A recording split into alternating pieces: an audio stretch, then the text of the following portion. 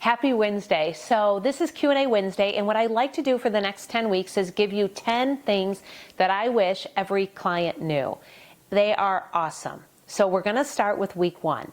The first question of the week is, if I'm on a mortgage, can I have my spouse on title without them being on the mortgage? And the answer to that question is yes, absolutely. So before closing, you're going to want to approach your loan officer or your real estate agent and say, hi, what do I need to do so that right at the closing, my spouse is on title? And they might have you do one of a few things. You could quit claim a deed that adds your spouse on title after closing. That's not my preference. However, that is allowed, and usually you would do that 6 weeks after. It's not my preference because oftentimes after you get past the closing, it's hard to remember to go back and add them onto title.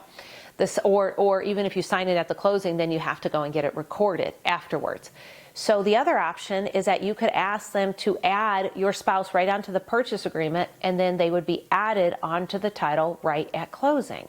And so God forbid if something happened to you and you die, your spouse would automatically get that house. It would be given to them through full rights of survivorship.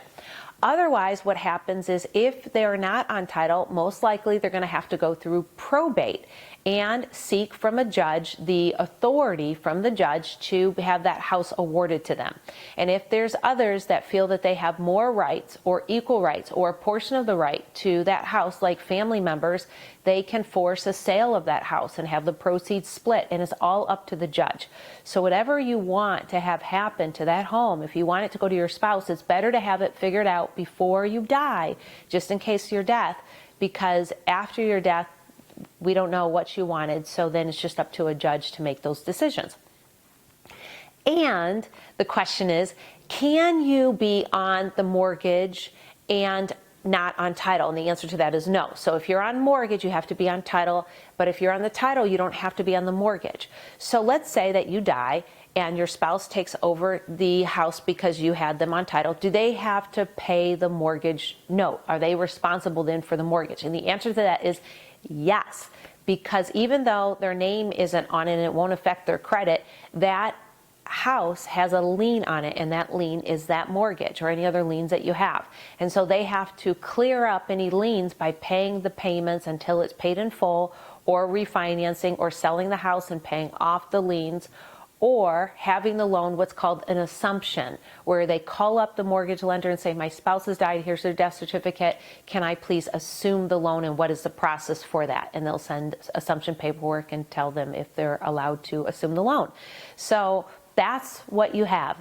Make sure that if you want your spouse on title, that they are on title right from the closing day onward. And don't wait for the closing day to ask, can you have them on title?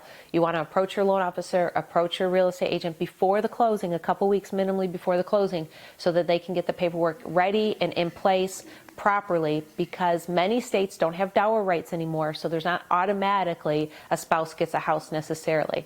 So it usually would have to go through probate unless they're on title. Thanks for watching. This is the beginning of a 10-week series, week 1, what I wish every client knows.